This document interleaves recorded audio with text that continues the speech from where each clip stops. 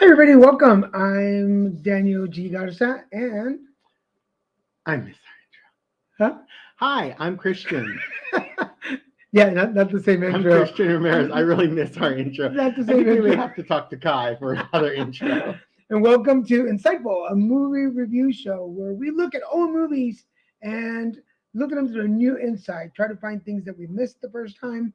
We talk about why we like them or why we don't like them, what inspired us about them, or maybe they're just one of our favorite movies. But we invite you to come and join us every other Monday at 6 p.m. Pacific Standard Time, 9 Eastern, to talk about our favorite movies. One of the cool things about this show is that we're going to invite you to come on the show and talk about movies with us. So if you have a favorite movie, if you have something that you want to talk, what movie that you want to talk about, particular character of a movie, come join us. This week we are going to be talking about Steel Magnolias, and we're going to go into. So in fact, we just almost finished watching it.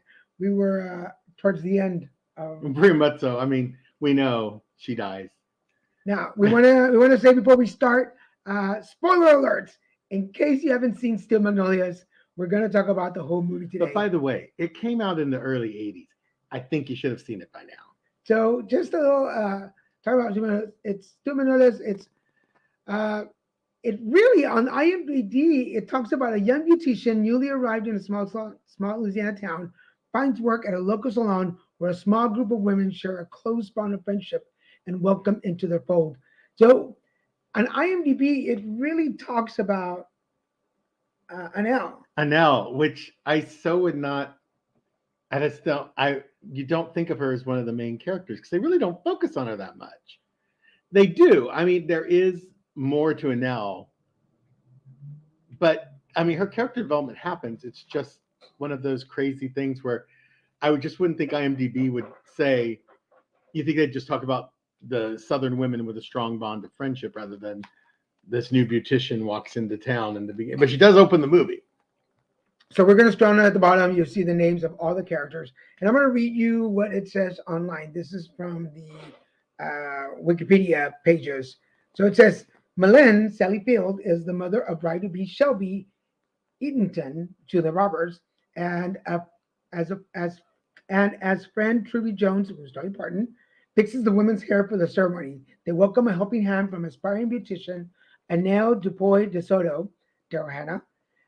Diabetic Shelby has a health scare which is averted but doesn't bode well for her hopes of having children. Time passes and the women and their friends encounter tragedy and good fortune, growing stronger and closer in the process. Interesting enough, it doesn't say anything there about Shirley MacLaine or Olivia Dukakis characters. Mm-mm. But one of the things that we wanted to bring up was you want to tell them, oh, sorry, I didn't welcome everybody else. Everybody watching us on Facebook, LinkedIn, and Twitter, please share this on your page so that other people can talk about Steel Magnolias. And if you're watching us on YouTube, scroll down, hit that subscribe button and the notification bell. It'll let you know every time there's a new show. But Steel Magnolias is actually the movie that inspired us to put this show together. And you want to explain why? Just because I watched the movie recently, not today, but I did watch it today. But and I noticed just one little piece of where I'm all like, no one talks about Truvy or these other kind of like ancillary characters or auxiliary characters or supporting characters, I guess is the right way.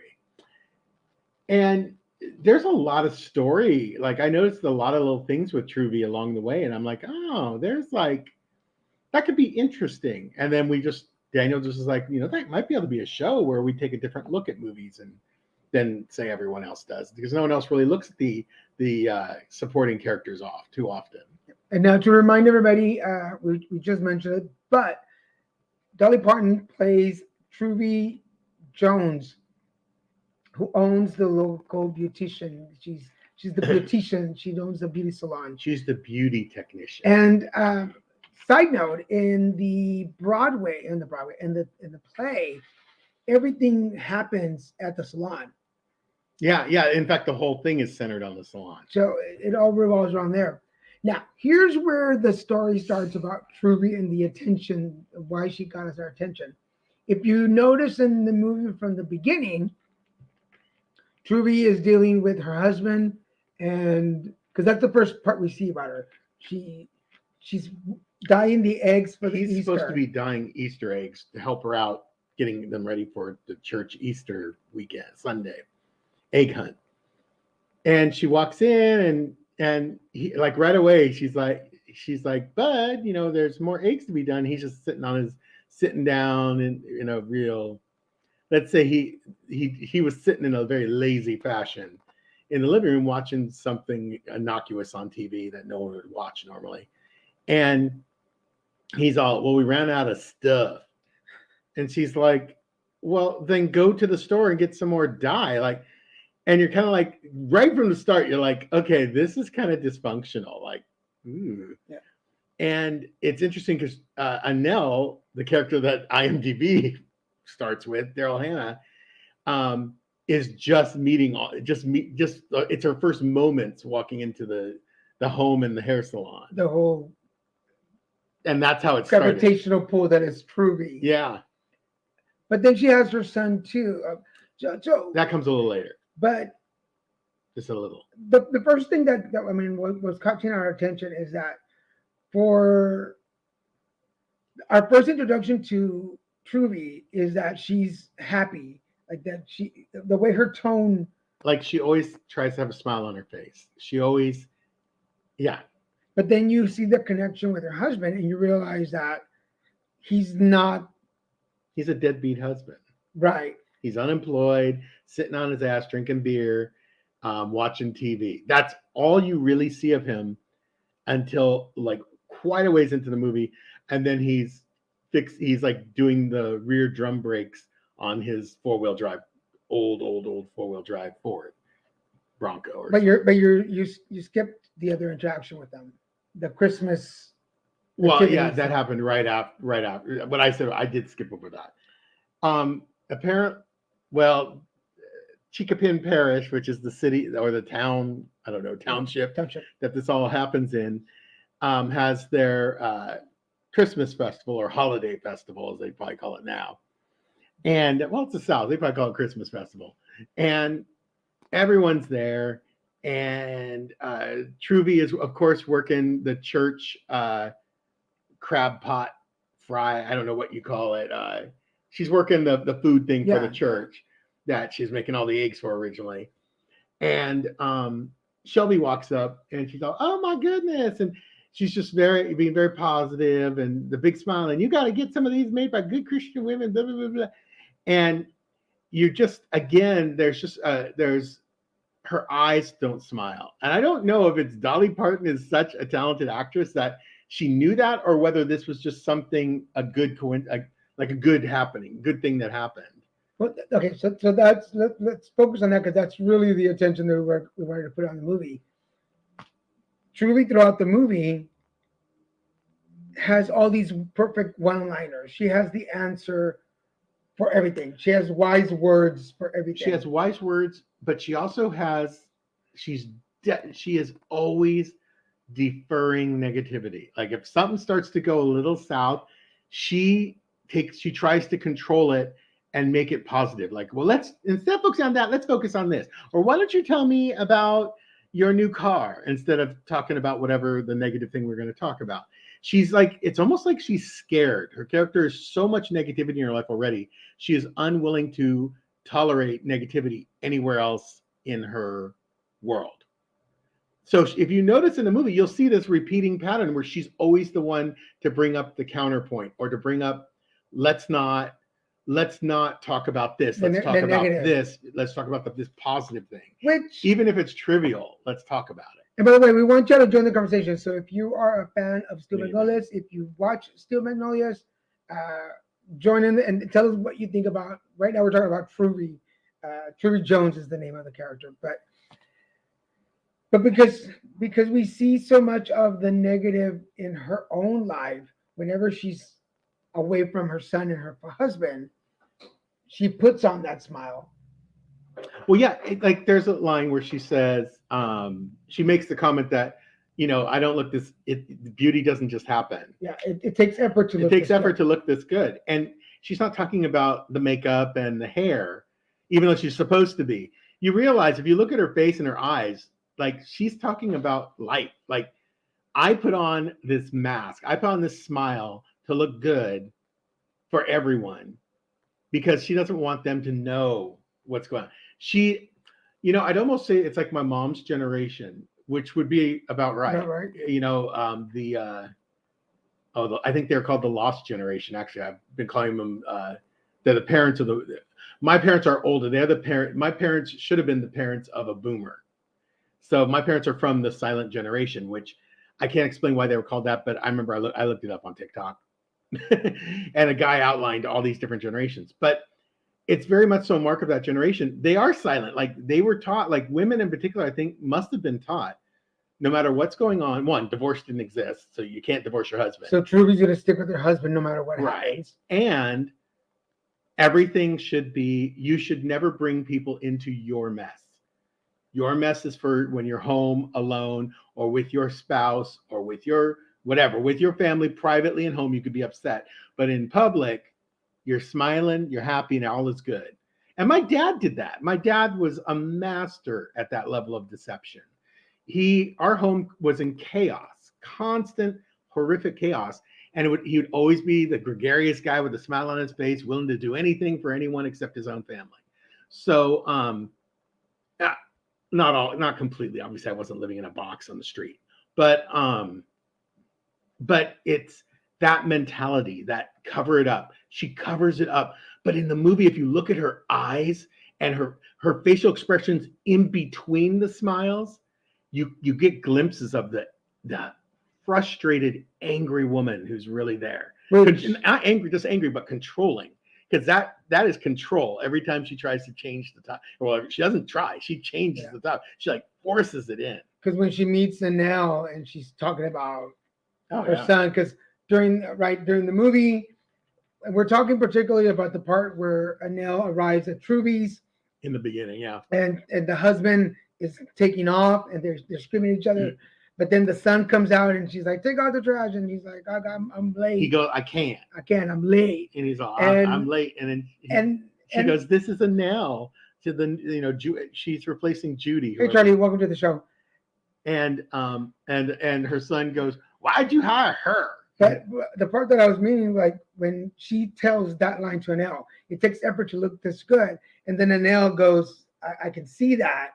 Yeah, because it's like you could tell Anel gets it. Because Anel is we're about to find out that Anel is going through her own torture. Yeah, which we don't know at the time. Yeah. So, but you could tell Anel's like saying yes, like I see your life isn't perfect here because it's great. I've already seen crazy. Now the other part that dysfunctional. We noticed is that Anel coming into the group kind of lifts Truby up a little bit. Like she's not no longer the most tragic. Trashed up, like my life is not as messy as yours. Yeah. My life is not as bad as yours, basically.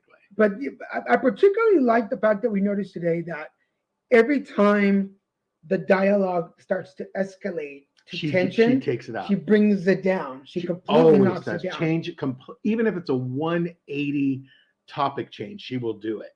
Like she can't resist it. Anytime she's around them and they start going in a negative direction, she immediately reacts and brings it back to a different topic that's not going to be as serious or heavy. And then, okay, so I'm going to bring this up and I got to say, the coldness in her eyes so often, the smile without the, Tyra Banks said smiles, and everyone's made fun of it, but it's true. People do smile with their eyes. Like our eyes do change when we smile. It's not like, because then you look creepy. Or if you're just like, but there are people who, then you look like a serial killer. I'm not gonna say she doesn't have empathy. She is so taken up in her world.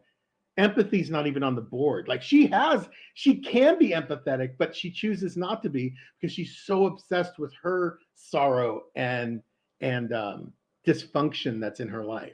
For everybody who's watching, we want to welcome you to the show. Today, Insightful is taking a look at Steel Magnolias. For those of you that don't remember, here are the characters. So it's Olympia Dukakis, Shirley MacLaine, Olympia Dukakis, Ellie Field, Julia Roberts, Daryl Hannah, and Our Dolly favorite Parton. Dolly Parton. And we're taking in a look at. And there's that smile. There's the smile. We're taking in a look at their characters, particularly looking at Truvy Jones.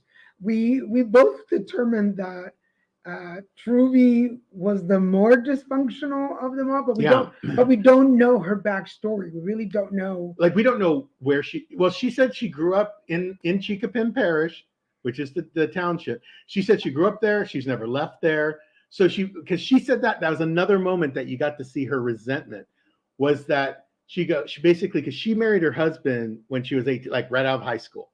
They got married. So they've been married a lot longer than they're usually someone in their age group would be married.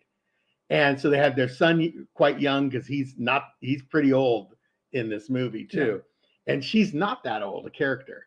And you realize she's resentful because she's never left the Chicopin Parish. That's her whole world. To her, the whole world has been the same one she's been in her whole life.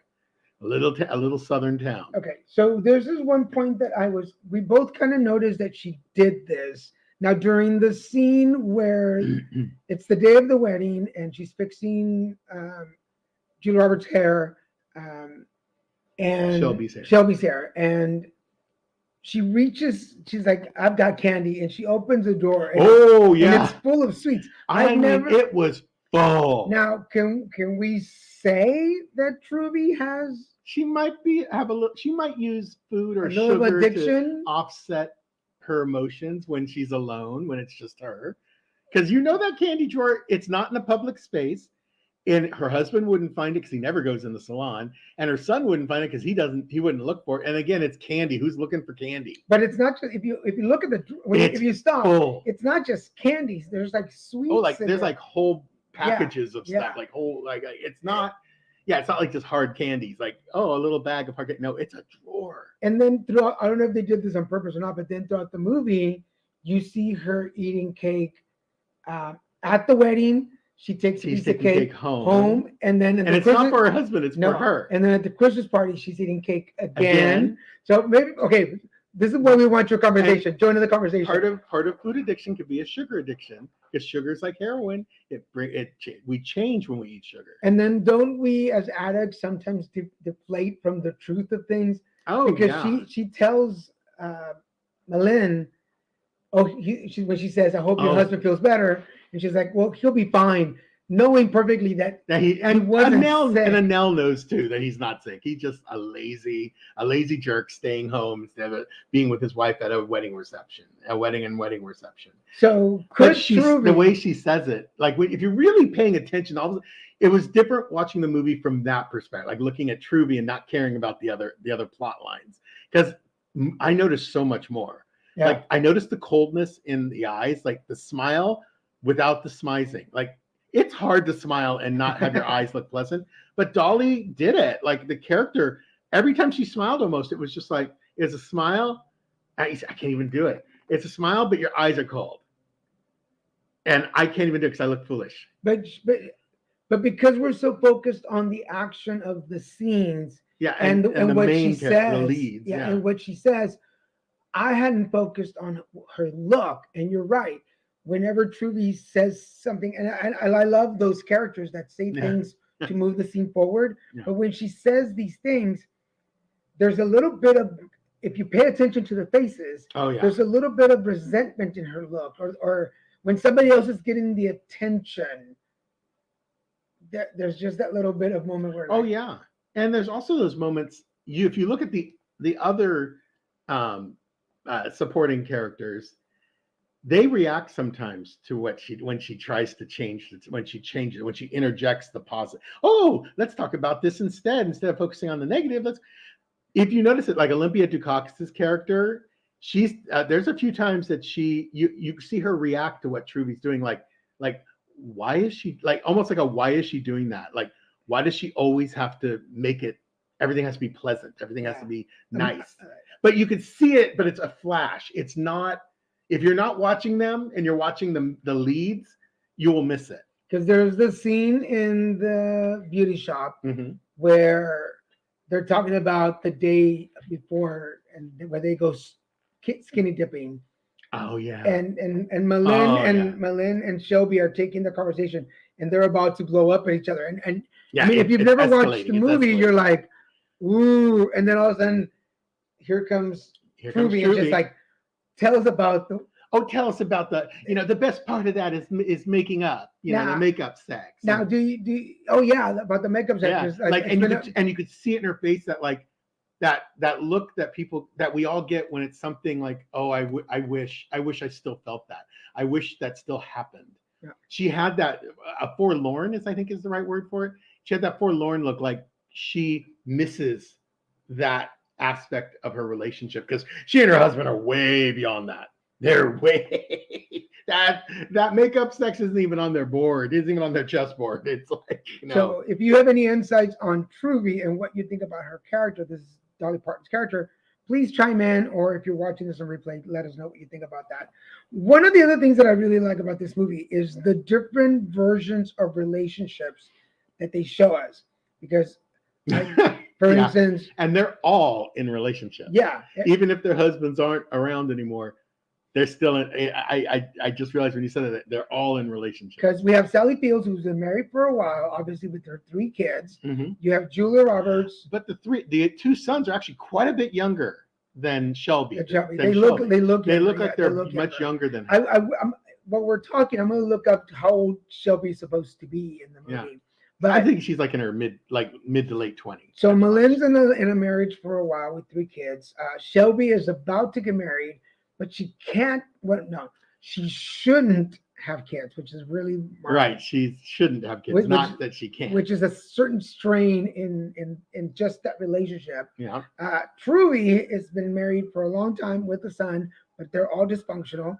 Daryl Hannah now is breaking off of her relationship. She's trying to figure out if she's going to get divorced or not. Shirley MacLaine is Weezer is, and her husband is has twice widowed. Yeah, twice widowed. And she has more money than God. And then Clarie is also widowed. Her husband used to be the mayor, who everyone loved, so they love her too. But obviously, so she's very popular. Yes, different level of relationships. So one of the cool things about the movie is that no matter what stage of relationship you're in, you're pretty sure to find something in there. Well, yeah, like the thing I didn't realize, I never thought about it, was that the next relationship in here is Olympia Dukakis and Shirley MacLaine's characters, Weeza and I never remember Olympia's Clarie. They're in a relationship. It's not it's platonic, obviously, but they're in a relationship almost like a marriage because they talk to each other like a married couple. Like, here, walk me home. Well, you just live right there. He goes, what about me? And she's all, what about you? You got a flashlight? And she's like, you get what is it? You get dumber. You get sillier. You get sillier as you get older. You get uglier as you get older. And then it's so a classic relationship there. And then later in the movie at the funeral, when she's like, "You're a pig from hell." So like I say, and no matter what kind of relationship you have, you're gonna connect with one of the characters. Which character do you think you connect with the most? I think I'm very much so like Olympia Dukakis in the sense, if you don't have anything good to say, come sit next to me. I love chisme. I love gossip. I'm not supposed to like gossip in my recovery, but I do. Can't help it. I do love when people sit down next to me and start saying smack or the truth about people who are who aren't necessarily how they appear. I love that. And it's funny, I guess Truby is in the same boat, because when you're really unhappy, which most of my younger life, I was pretty unhappy, and I loved hearing about other people's unhappiness because it got me, I stopped thinking about my own. It gave me a break. And so that's probably why I've always loved chisme and gossip. And I think Truby's character is very much the same, but I also feel I like Olympia Dukakis' character because she's not ashamed of it. She's like, oh yeah, I'm the one you want to have nasty conversation with. I'm the one you want to tell me all the bad, dirty secrets. And I've noticed most of my life, people have naturally trusted me, even when I'm sorry, they really shouldn't have. I have always been able, for some reason, I don't know if that's my charisma, is that people just tend to trust me and they always tell me more than then I should know. Like I've often said, I know way too much about this person. I don't know him that well, but I know way too much for someone who doesn't. And it's kind of interesting. And pre sobriety years, I would sometimes use that information that they shouldn't have. I would always say they shouldn't have told me, but that's not my problem. I'm going to use it, as a weapon or as a way to win an argument or not be wrong. So, Doña Chismes. Doña Chismes. And if I had lots of hair like I did last time, we could say, "Oh, it's big because I have all the secrets in it." Well, I've always, ever since I watched the movie, my initial connection was with Shelby, obviously, Oh, yeah. because of the health issues. I always thought that, like, her and I, Yeah. and that fear, which was next on my list, that fear that people, before people reject you, you reject them. So You put the wall up. because when she says, I told them I wouldn't marry him, and they're all in shock. She was self-sabotaging. Yeah. So, Yeah. and I mentioned to you, like, that's a sick person thing. And I got to admit, I've missed that. I mean, it's only in the last couple of times I've watched the movie that I actually got what was really going on, that she had actually talked to her fiance, Jackson. Dylan McDermott, and they had an argument about that she couldn't have. He didn't care, but she did. And it's weird that it was her caring about her not being fully functional, that she was not going to marry him because of her. And it's such a weird reason. Like, I'm not going to marry you because I don't function correctly. And that's really weird. Like, that's like, there's some type of psychosis attached to that, or neuroses, that you use yourself as the actual excuse to not move forward with something. But early on in my diagnosis, 2000, 2001, I used my health as an excuse for drinking, for doing drugs, for cheating on boyfriends. Like, I use I am sick. I didn't say that to people. I'm sick. So I have HIV, so I cheated on you. So there you go. No, but I used it for myself, saying as an excuse, like, I have an excuse to be bad or to do bad or just. It's my, I could die tomorrow, so I'm gonna living my life the way I want to live it. But it's interesting. And people say that a lot, like, YOLO, you only live once. That's not an excuse for being an ass. But interesting that after cancer, I guess because I was clean and sober, it was a different mentality, so I didn't use that excuse anymore. But but you were in a different place. If you don't have that type of therapy or recovery or anything, it's easy to use. But I felt for her. I was like, I get you, Shelby. I understand why you don't want to get married, because it's scary. And then so this is the other part. As a female Shelby marrying a man and not be able to give him a child has to be stressful, particularly in the South in the 80s. And when I was diagnosed with cancer, as your partner, I was traumatized about my role as a partner to you. So it's really interesting that because we had our partnership really was redefined by cancer. And like that senior oncology nurse told us, either it's going to just, because that's where I think relationships get destroyed, that she was talking about, is in illness. When someone in the relationship is seriously ill, or even, well, let's not say terminally ill, but just very ill, it can really change the paradigm of the relationship. Like, you might have started off like, oh, we do everything, we go jogging, we whatever your dream would be. That would not be my nightmare. But it changed. And then the illness changes all that. It turns it into, it can make the relationship where you have to start thinking totally different about your relationship and your partner. Like, what, or say your partner's incapable of, say, a number of things you do in your relationships you do. Then you have to be able to say, am I okay with this? Or am I not okay with this? Like, who am I in this now? Like, a lot of people will tell you, the sex is great. And when you're young, it's such a huge priority. But when you get older, particularly when you've been together for a while and a good while, what you notice is, no matter whether it's hetero, cisgender, polyamorous, whatever it may be, you notice that it becomes more about like, can I connect with these people or this person? Yeah. Am I connected to Daniel? Am I connected on a level far beyond the physical? Because if you're not going to survive. You will not survive a cancer experience, and you will not survive any type of traumatic illness, because that's when that happens. What the one thing you may value won't be around. The sex won't be there like it was. So it's so important. It's so interesting. Like when you look at Truby, bringing it back to Still Magnolias, Truby and Shelby both Truby wishes she had self-sabotaged her relationship if she had known where it was going to end up. You could tell she thinks that she's resentful of her husband. Like in the scene when it's Christmas, and they every year they go and look at the Christmas fireworks that they do. And then this year in the movie, he doesn't want to go. He didn't get a bid on a job for construction, so he's upset, and he's having his pity party in the bedroom, watching TV. She comes in with this basket of Southern fried chicken. Oh, sounds so good. We might be getting chicken tonight. I know, and I know exactly. And a bottle of cheap wine in a cute basket. She had it all done up pretty. She was all pretty, and he's just sitting on the bed. But wait, before like, you move, the only thing he could have done was like ribbit. But before you walk in, she walks. If y'all remember that scene, she walks into the house with her basket full of food and stuff, and before she crosses over, you can see her. Oh yeah. Just. Well, she takes like that deep, but not cleansing breath. It's the more defeated. Yeah, like, oh, I'm back here. But then the camera follows her behind the wall. She does take that deep breath right when she comes to the door. She's like she hears.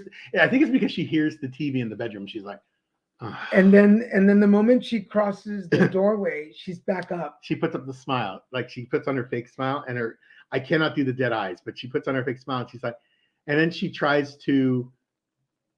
Then she uses that energy, that smile energy. She's trying to, but when he just rejects her a second time, saying, "No, I'm happy. I'm happy. Here. I'm happy right here." Then she looks defeated. The smile goes away, and she's just like, "Well, bud, this is something we've always done." And he's like, "I don't give a rat's back in." And then we never he doesn't really say that, but his face says it. And then we never find out if she actually gets to go or not. Yeah, it's because they're supporting characters. Like, but I think that is the point. I think that was intentional. Like you're not supposed to know if there's a resolution to it, because there's not. Because otherwise, like when she's sitting with him when he's doing the brakes, the drum brakes on the back of his truck, if you look at her when that scene opens, she's just like, yeah, she's not smiling or anything. She is not the happy Trudy you usually see. It's like this was like a real moment when it's just her, when she doesn't think anyone's watching or looking. She is unhappy. Well, because you bring up that when she's like, they're going through this, and he's trying to make light of it, like they do that on Circus of the Stars. And she's all, but yeah, don't joke about that. But you can tell that, like, for a long time there hasn't been a communication between them, and yeah. No, because they're good. They're a good Southern couple. But I wanted to come back to this comment, finding out who your true friends really are. Yes. Oh, well, yeah. Yeah. Oh, my Lord, yes. Because that's heartbreakingly true. That brings me to the scene where Shelby goes in to cut her hair short the day before the surgery. Yeah. And they're like, Shelby, what have you been doing? And it's like, she's been driving nails through her arms. Oh, it's when she says, I want a manicure too. Yeah. And she rolls up her sleeve to do her manicure. And how they all just gather around. And literally and figuratively, they all just gather around them. Yeah. And then you see the scene in the grocery store where they're trying to buy food for them to keep the boys fed. And Annelle is trying to cook something, but you see this like these are real friends. Support. Like again, what's her name? Clary, like is over shopping like everything. She's buying it like she's cooking for like 6 months for them, when it's like really just one dish to say it's a gesture. And Weeza, of course, says it's a gesture. We're not cooking for an army. And she has to end up putting back a lot of the groceries that she's putting into the cart because it's just too much. But that is the type of friends they are, where they're like, we'll do whatever we need to do. If we do too much, there's no too much. There's no real friends. There's no too much that they can do if it's going to help you. The other thing, by the way, we want to remind everybody you're watching Insightful. And this week we're talking about Still Magnolias. For those of you that don't know the movie, Still Magnolia is Shirley MacLaine, Olivia Dukakis, Sally Field, Julia Roberts, Daryl Hannah, and Dolly Parton. 6 women in Louisiana forming a bonding over friendships and bonding and connecting. I don't think it's Louisiana.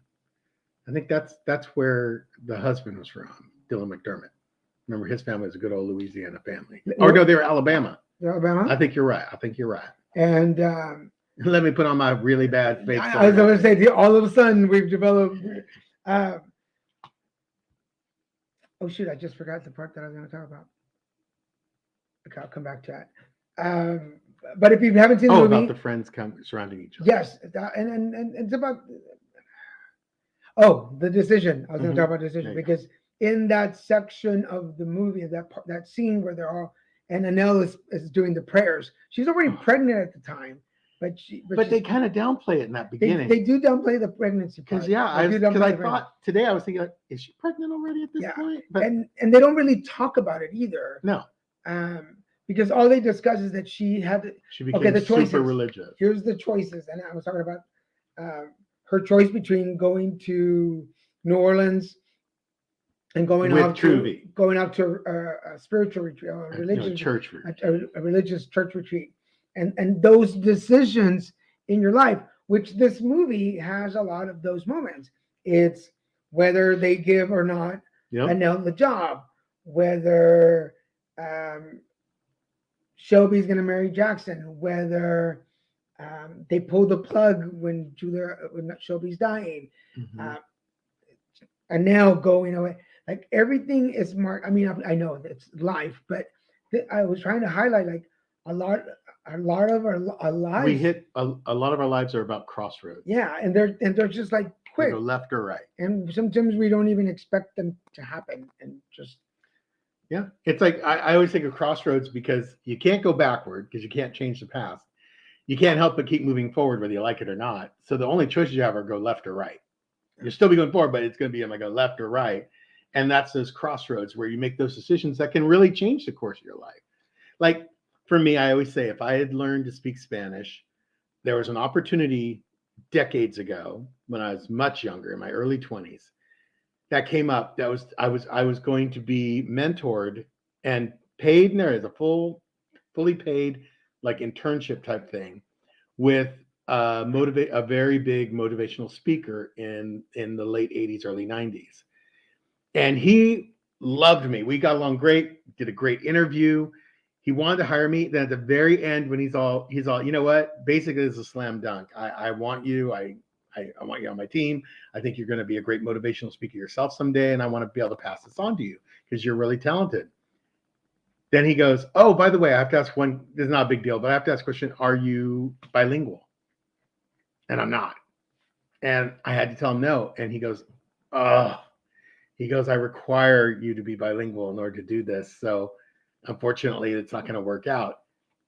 I have thought my whole life, if I had learned Spanish, if I had been in that, if I made the choice, like I'm definitely going to learn Spanish, I'm not going to let anyone derail me, no matter what, I would have had that job and I could be a multimillionaire by now. A very old one, very established. And because this guy was huge. And that was something that I realized that was a crossroad. And because I wasn't prepared, I had no choice. The construction went up and said, you have to detour to the right. Yeah. And that's where my life went today. And I go in another universe, I might have been bilingual and I would have taken the left turn instead. And Lord knows where that would have led. It's a small decision. Or it could have led to my ruin for all I know too. Who knows? I mean, but that is what life kind of is. These supporting characters' lives kind of show you that. Because, Annelle with her, I'm trying to, I married this guy, but I obviously didn't know him super well. Hello, Bobby. My cousin Bobby. And After you said that you weren't bilingual, they gone was hit in the background. Yeah, exactly, which is so funny because that Totally. was on Family Economics. What was it called? Home Home Economics. economics. Home Yeah, Economics. it was a long It's show. which is a comedy show, half-hour comedy show. That was funny because that happened. Like you hit the gong and that's it. For everybody joining us just now, we are insightful and a We're, movie we're review sharing show. insights on Steel Yeah, Magnolias. it's a movie review show, and this week we're talking about Steel Magnolias. For those of you that have never watched it, these are the actresses in it. These are the characters. Uh, We forgot it's a half-hour format, and now we're moving into an hour, yes, and which I'm fine with. I'm totally good with. our pilot episode was half an hour, but we're doing a whole hour show. Uh, we will be telling you what movie we're going to watch in 2 weeks. We're gonna be back in 2 weeks, but um, if you haven't watched the Magnolias, go check it out. We're talking about the characters, what Such they a bring good to movie. it. Just such a good movie. Our main focus today has been Trudy Jones, but definitely go watch it. I want to Yeah. make sure I got her last name right, but yes, it is Trudy. Yeah, Trudy Jones. Trudy Jones. Trudy Jones. And again, super simple name. You know, everything about her seems super simple, but she is a super complex character and a super complex relationships. And the way that her energy just sheds onto everybody. Now, we've got about 20 minutes in the show. I want to make sure that we bring up some of the hidden things in the movie Oh yeah. that you might have missed that we kind of caught on to. Like number one, the first thing that I caught, and it was so cute because I missed it, Yeah. in Shelby's room on her corkboard. You know how girls have, it's not a vision board, it's just a cork board, and they put all the cute pictures from their life up there. There is a small headshot of Dylan McDermott, and I've missed it forever. I've never noticed it. But we've been all these watching decades. Today. We watched the movie with like a fine crew comb just so we could find all these little details, and I missed that. And he pointed out, he's all, they have his headshot up there, and I'm like, oh, it totally is that. You can tell it's from the '80s, so it's a headshot. He has his hand is even positioned up. And then there's a part in the beginning of the movie where, shoot, what's her boyfriend's name? Daryl Hannah's name? Not Daryl Hannah. Sammy. Sammy DeSoto. Sammy. So Sammy, who becomes Anel's boyfriend. There's a part in the beginning of the movie where you see his truck going towards like really? their house. Yeah. Oh, I didn't know. So you see that in the beginning. That's interesting. The other part is at the fair, at the Christmas fair. Yes, okay. This one really blew me away. Like, because in the '80s, things had to be a little more subtle around homosexuality or LGBTQ+. And so, oh, Crystal, I hope you're doing better. I'll tell you later, but I hope you're doing better. And thank you for laughing, Bobby. Yeah, there's a scene. So if you remember, we were talking about the scene earlier. They're at the Christmas festival. Right. Shelby walks up to say hello to Trudy and Anel. She gets her iced tea. They start walking. As they're walking, there is that basketball. Yeah, they're passing by that basketball thing where you make a lot of baskets, you get tickets, I guess, and for prizes. And right in the corner, and you can hardly miss it. I mean, you almost miss it. There's Clarice's nephew and her boyfriend. But this is before this is before in the movie. This is before she tells them that he came out to his family. He came out. And so it was real interesting. Daniel knows I'm like, oh, they showed it. They basically showed you a glimpse of a gay couple, but you didn't know it yet. It was that's so 80s to do that. Like you don't know it yet, but. And I feel like we keep coming back to Trudy because we're just all about her. But you mentioned the dancing scene at the wedding, at the reception. Oh yeah, the only time Trudy smiles like for real with her eyes and everything is when she's dancing at Shelby's reception with her son. Yeah. And that's the only time I've seen that character truly smile and look like she's really enjoying this moment. Yeah. And she didn't have her eyes weren't dead. Her eyes were very animated, very smiling. And she looked so happy. Yeah. And you just don't see that anywhere else in the movie. It's only when she's dancing with her son. And that's because what mother wouldn't, no matter how horrible your child is, well, unless they're like psychotic or sociopaths, but a mother's a mother. a mother's a mother. Like they're gonna love dancing with their son no matter what. Yeah. And she was so happy. I mean, all I can say is, wow, Dolly, wow. I really underestimated your acting abilities till I really started looking at this. Girl, you got it going on. Dolly, I'm a fan. I've been a fan forever, but I'm even more of a fan of you now than ever.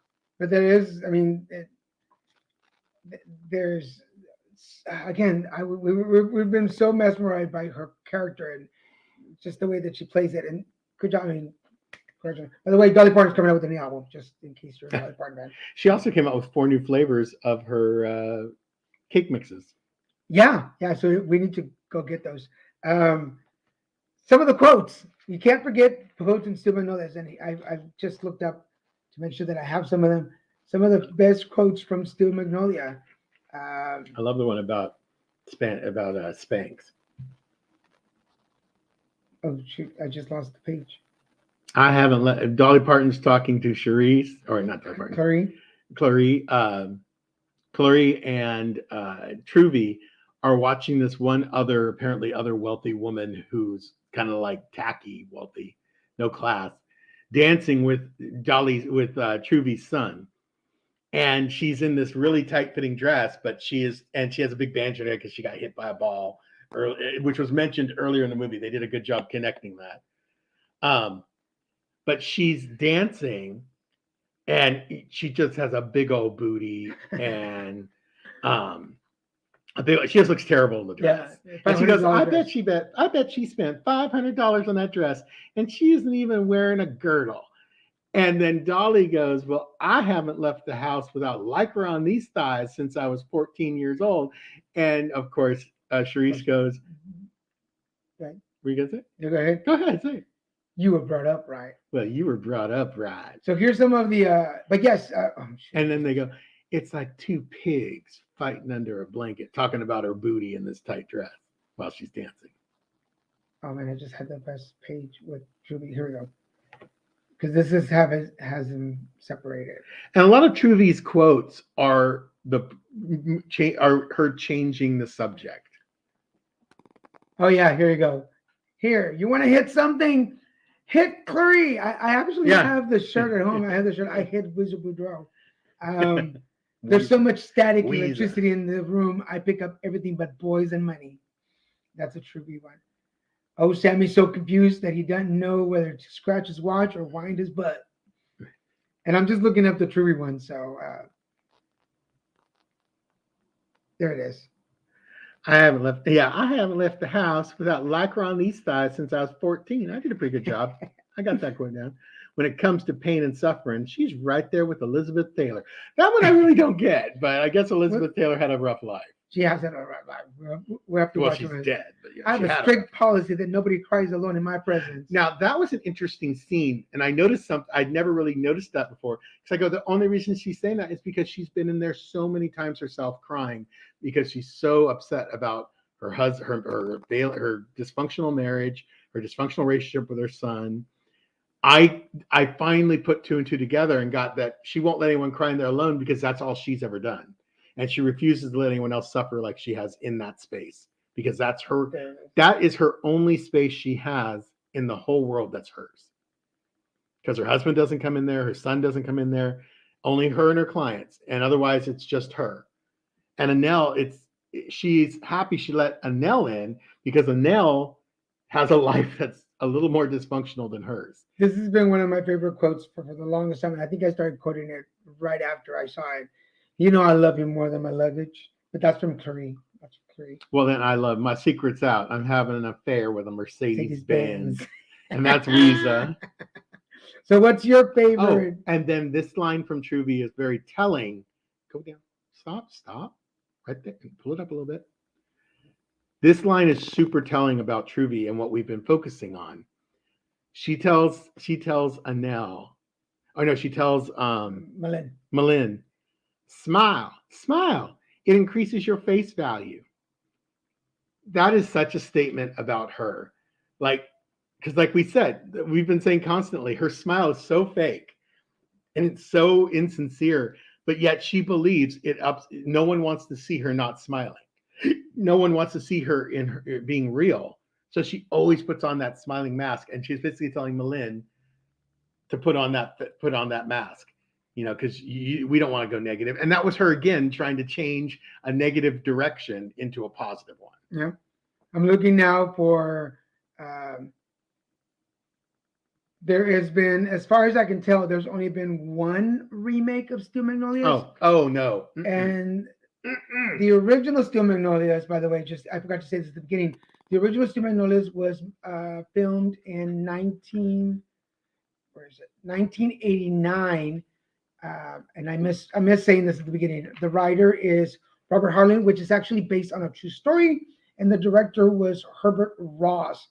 But for those of you that don't remember, there was actually a remake in 2012, and this was Steel Magnolias with Queen Latifah as Malin, Jill Scott as Truby, Condola Rashad as Shelby, Nope. Adepero Oduye as Anel, Absolutely and not. Felicia Rashad as Clarie. Oh, and Alfre Woodard as Weezer. I will say Please give me a break. I will say that I saw the movie. I did see the movie. It wasn't a movie, was it? No, it was a made for TV movie. Made for TV. It was a made for TV movie. Felicia Rashad as Clarie was pretty good. I love me some Queen Latifah. I'm not going to play. All these actresses in this are good actresses. This is just a horrifically horrible redo. And what I just hate the diversity garbage that we do. Oh, it has to be diverse. Oh, they all have to be black this time. But it's the South. I mean, I just don't understand why everything has to be adapted to not be offensive. Because that's what made it horrible. It wasn't offensive. Nothing about it was offensive. Yes, she did. And it's supposed to be because it's the South. But the remake, I think it was partly the casting. Had they because and I love Queen Latifah. Yeah, Girl, Queen Latifah as Malin. I think it was miscast. And yeah, she's too strong a woman already. Like Malin's supposed to be the Southern lady. Like she always is together. She was like the eminent Southern lady of that time frame. And I don't feel Queen Latifah, I just think she's too progressive. Now, if they had put Queen Latifah as Weezer, that would have been interesting. Weezer and then Felicia Rashad as Clarie. That would have made that would have been a really good casting. Casting. But still, I'm just not a fan. I was not a fan. I watched it. I watched one episode and I'm like, oh, please. Now, oh, heck no. I would like to see a gay version of this and see how they would play It'd be interesting. Like how they would play it off. It's like that new Friends of West Hollywood. Yeah. That's come out. That's like basically Housewives of West Hollywood, but house husbands. And I want to see that. I want to watch at least an episode just to see it, even though Todrick's in it. Yeah. Sorry. I'm trying to pull up. Just keep talking. Oh, okay.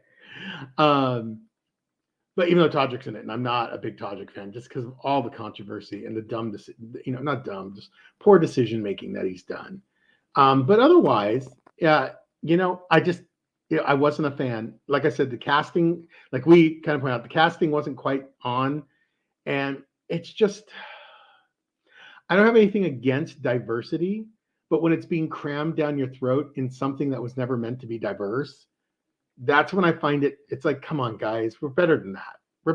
I think couldn't we come up with a better movie for these amazing women to have been a part of than a redo of an old movie that was just, it's a cult classic. You shouldn't be allowed to remake cult classics.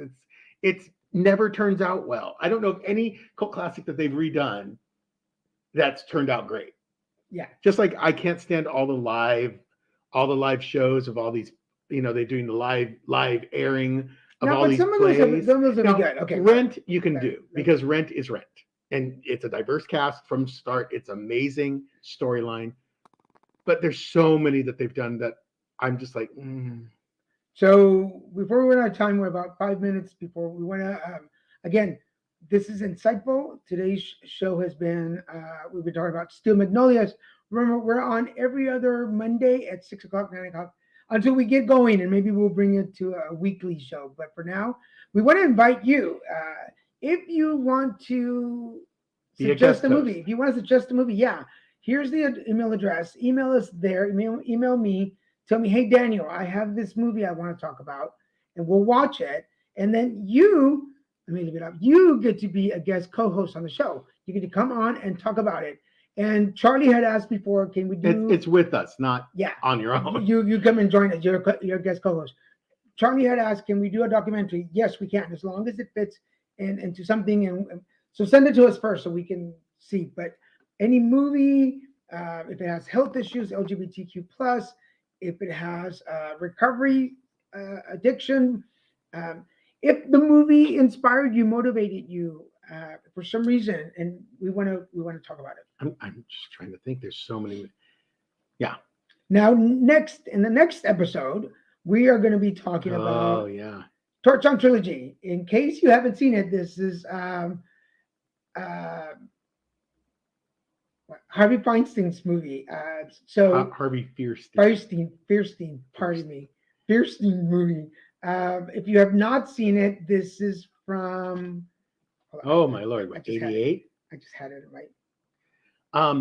But I mean, come on, it has Anne Bancroft, an amazing actress, Matthew Broderick, 1988. Harvey Fierstein, and Brian Schwinn?